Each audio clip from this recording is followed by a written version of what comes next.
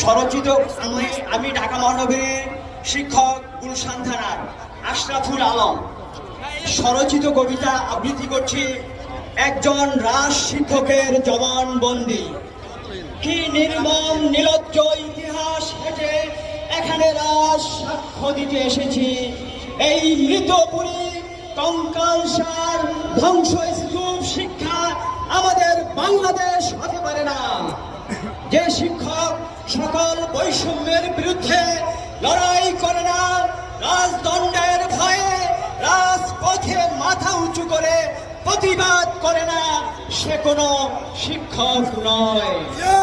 যে বোন, যে ম্যাডাম কলিগ ভাইয়ের ক্ষুধায় রাজপথে উচ্চ স্বরে চিৎকার করে না, যে মায়ের বক্ষদেশ কেঁপে ওঠে না মায়া কান্নায়, সে আর যাই হোক সে কোনো শিক্ষক নয়।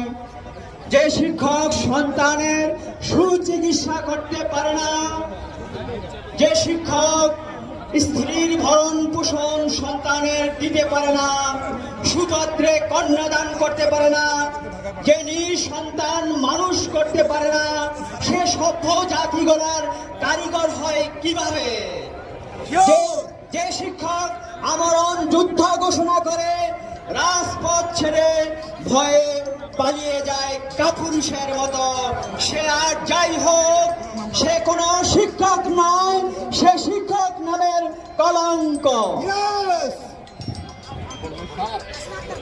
আমার দেশ গান গাওয়া